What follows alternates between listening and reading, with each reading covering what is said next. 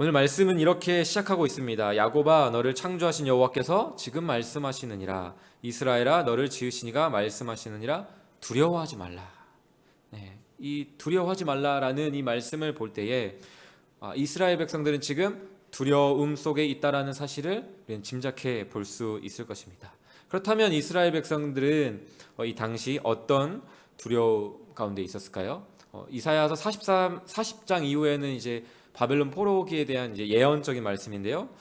바벨론에 의해 나라가 멸망당하고 포로가 될 것이라는 그 현실에 대한 두려움이 있었을 것이고요.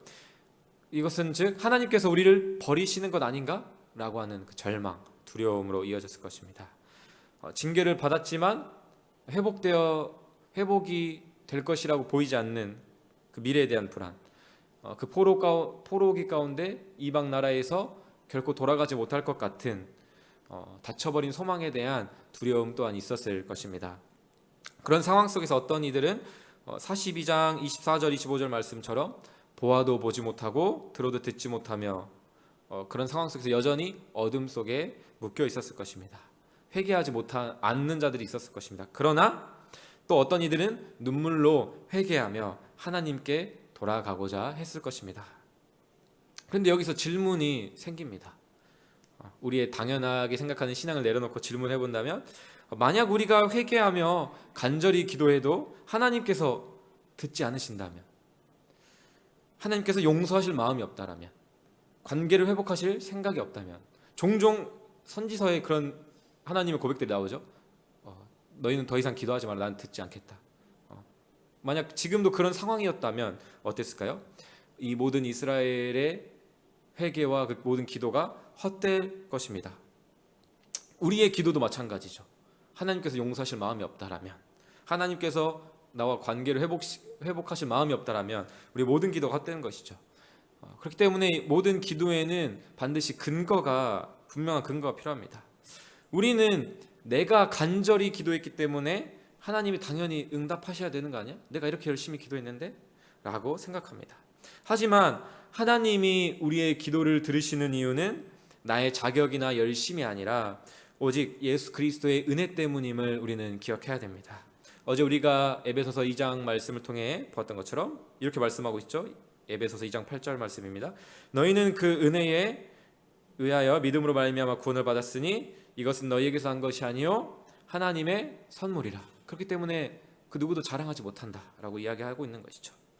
하나님은 우리가 아닌, 나의 모습이 아닌 그리스도의 모습, 그리스도의 공로를 보시고 그 이름으로 드리는 우리의 기도를 들으시는 것입니다. 그래서 우리는 어떻게 기도를 항상 마치죠? 예수님의 이름으로 기도합니다. 그냥 이게 우리가 주일학교에서 배워서 그렇게 기도하는 게 아니라 예수 그리스도의 이름으로 드릴 때에만 진정으로 우리의 기도가 의미가 있고 하나님께서 들으시기 때문에 그렇게 고백하는 것이죠. 예수 그리스도 그 이름만이 우리의 확신이 되는 것입니다. 이스라엘이 가졌던 이 두려움은 단순히 포로가 되어서 이제 낯선 환경에서 살아가는 단순히 힘든 환경 때문이 아니었을 것입니다. 그들에게 있어서 가장 깊은 두려움은 아마도 이런 것들이었을 것입니다. 하나님이 우리를 아주 버려버리신 것은 아닐까? 이제 더 이상 우리의 기도를 들으시지 않는다면, 우리의 기도를 들으시지 않고 우리를 이스라엘로 돌아가게 하시지 않는다면 어떡하지 이제? 그것은 어떤 두려움이죠? 관계가 완전히 끊어져 버렸을지도 모른다는 그 두려움인 것입니다. 은혜와 자비에서 이제는 제외되었을지도 모른다는 두려움, 사랑받지 못하고 있다는 그 고립감 가운데 있는 것이죠. 우리는 어떻습니까? 우리는 하나님을 믿지만 때때로 그런 두려움에 빠질 때가 있습니다. 언제 그런 두려움에 빠지죠?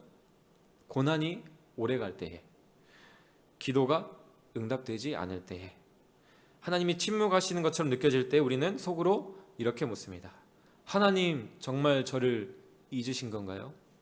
저 이제 2년 전에 이제 결석이 걸리고 이제 진통제 부작용으로 이제 8일 동안 이제 계속 헛구역질하고 구토하면서 5만 가지 생각을 한 것 같아요. 모든 신학과 하나님과의 그 만남, 그 모든 경험을 총동원해서 이 고난을 해석하려고 하고, 나를 징벌하시는 건가? 아니면 이 어떤 고통의 의미가 뭐지? 아니면 그냥 내가 관리 못해서 그런 건가? 그 복합적인 그 고난 가운데서 두려움이 있는 것이죠. 아, 내가 이대로 회복되지 않는다면, 그리고 그 회복되지 않는 게 하나님과의 멀어진 관계 때문이라면 그런 두려움이 우리에게 있을 것입니다. 그런 우리를 향해, 그런 이스라엘을 향해 하나님은 오늘 말씀 가운데 이렇게 말씀하십니다. 야곱아, 너를 창조하신 여호와께서 지금 말씀하시느니라. 지금 말씀하시느니라. 과거의 간증이나 기억이 아니라, 과거에 하나님 만났던 그 은혜에 대한 추억이 아니라 뭐라고 말씀하고 있죠? 지금 말씀하시느니라. 지금, 오늘, 이 아침에 하나님께서 우리에게 말씀하신다는 것입니다. 그분은 과거에만 역사하신 하나님이 아니시라는 것입니다. 지금 말씀하신 하나님, 오늘 나에게 응답하신 하나님이시다 라고 말씀하고 있습니다. 1절에 두 번이나 반복해서 이야기하고 있지 않습니까? 여호와께서 말씀하신다, 여호와께서 지금 말씀하신다. 그 말씀을 오늘 지금 이 자리에서 들으시길 바랍니다. 먼저 1절 말씀입니다. 1절의 본문은 하나님께서 내가 누구인지보다 하나님이 나에게 어떤 분이신지를 가장 먼저 우리에게 말씀하고 있습니다. 총 5가지에 대해서 1절에서 이야기하고 있는데 한번 들어보십시오. 내가 너를 창조하였다. 내가 너를 지었다. 내가 너를 구속하였다. 내가 너를 지명하여 불렀다. 너는 내 것이다. 이 모든 하나님의 말씀이 어떤 말씀이죠? 그 관계에 대한 선언을 계속해서 하고 계신 것이죠. 나는 이런 자다. 그냥 자신의 어떤 스스로의 어떤 성품만을 드러내는 것이 아니라 그 성품과 그 하나님됨이 우리와의 관계 가운데 묶여져서 계속 우리에게 이야기하고 있는 것이죠. 이 5가지의 선언은 하나의 메시지로 요약할 수 있습니다. 너는 내 것이다. 나는 너의 하나님이다. 하나님은 당신의 백성을 창조하시고 부르시고 값주고 사시고 이름을 불러주시며 지금 오늘도 우리에게 너는 내 것이다 라고 선포하십니다. 그 다음 2절 말씀입니다. 2절 말씀에 어떤 말씀이 있죠? 내가 불 가운데로 지날 때에 내가 너와 함께 할 것이라. 강을 건널 때에 물이 너를 침몰하지 못할 것이며 네가 불 가운데로 지날 때에 타지도 아니할 것이요 불꽃이 너를 사르지도 못하리니. 하나님은 물과 불, 그것들이 우리에게 닥쳐올 때에, 그런 고난이 닥쳐올 때에 그 물과 불을 없애겠다라고 말씀하지 않습니다. 그 가운데 내가 너와 함께 하겠다라고 말씀하십니다. 성경의 인물들도 이처럼 감당할 수 없는 고난 앞에 섰습니다. 홍해 앞에서는 그 모세, 뒤에서는 애굽의 대군이 쫓아오고 있고 앞에는 홍해 바다가 가로막고 있는 어떻게 해볼 수 없는 문제이죠. 요단강 앞에선 여호수아, 그 요단강을 가르신 하나님을 만났고요. 풀무불 속에 다니엘의 세 친구들, 오늘의 말씀에서 이야기하고 있는 것처럼 물과 불 가운데 함께 하신 하나님을 이미 성경은 우리에게 말씀하고 있습니다. 이 모든 인물들은 두려움이 없는 사람들이 아니었습니다. 그들도 분명 두려움이 있었을 것입니다. 그러나 하나님을 의지하고 기도함으로써 함께 하시는 하나님을 믿는 사람들이었습니다. 그렇기 때문에 그 두려움을 이겨내고 함께 하신 하나님을 바라볼 수 있었던 것이죠. 우리의 기도는 종종 이렇게 시작되는 것 같습니다. 하나님, 제 삶에 물과 불이 없게 해주세요. 지금도 그렇고 앞으로도 물과 불이 없게 해주세요. 하나님, 지금 내 삶에 있는 물과 불을 지금 당장 없애주세요. 하지만 하나님이 이렇게 말씀하시죠. 그 가운데서도 내가 너와 함께 하겠다. 그것들이 너를 해치지 못하게 하겠다라는 것이죠. 하나님은 물과 불을 없애주는 대신에 물과 불 가운데 우리와 함께 하심으로 그 물과 불을 통해서만 알 수 있는, 더 깊어질 수 있는 하나님과의 관계로 우리를 초대하시는 것입니다.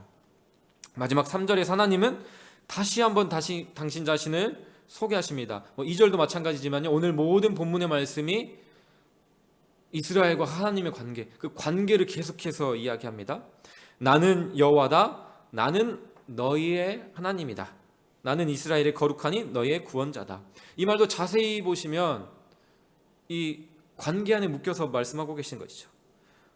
그리고 이 단순한 설명이 아니라 1절에서 말씀하셨던 그 말씀에 대한 확증인 것이죠. 여호와라는 이 하나님의 이름은 하나님의 언약과 관계가 있습니다. 나는 반드시 너희와 언약하고 그 언약을 지키는 여호와다. 너희의 여호와다. 너희와 언약하고 너희와 맺은 언약을 지키는 자다라는 걸 이야기하시는 것이죠. 너의 하나님이다. 그 친밀함을 드러내시는 거죠. 죄에서 건지시는 구원자, 죄와 세상에서 구별되시는 거룩하신 이가 너희 하나님이다, 너의 구원자다라는 것을 이야기하십니다. 하나님은 이렇게 스스로의 이름과 성품 안에서 우리와의 관계를 맺으시고 책임지시는 분입니다. 이것을 오늘 말씀에서 이야기하고 있는 것이죠. 이 말씀을 우리가 굳게 붙잡았으면 좋겠습니다. 그리스 로마 신화에 보면 테세우스라는 한 영웅이 등장합니다. 그 테세우스는 한 번 들어가면 결코 다시는 나올 수 없다라는 그 미궁에 들어가게 됩니다. 그 안에는 무서운 괴물 미노타우루스도 있습니다.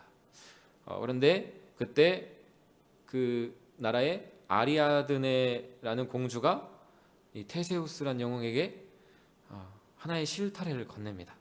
그래서 이 실을 입구에서부터 쭉 길을 만들어서 미궁 입구에 붙고 실을 풀어가며 안으로 들어갔다가 이제 괴물을 무찌르고 그 실을 따라 나오십시오라고 하는 것이죠. 그래서 결국 그 실을 따라 테세우스는 다시 바깥으로 나올 수 있었습니다. 이 고대 그리스 로마의 한 신화는 한 시인의 상상 속에서 오늘 우리의 이야기로 연결되는 것 같습니다. 윌리엄 스태퍼드라는 분께서 삶이란 어떤 것이냐 하면이라는 시에서 이렇게 이야기를 하고 계신데 한번 들어보십시오. 그대가 붙잡고 따라가는 한 가닥 실이 있다. 시시때때로 변하는 것들 사이를 지나면서도 이 실은 변하지 않아.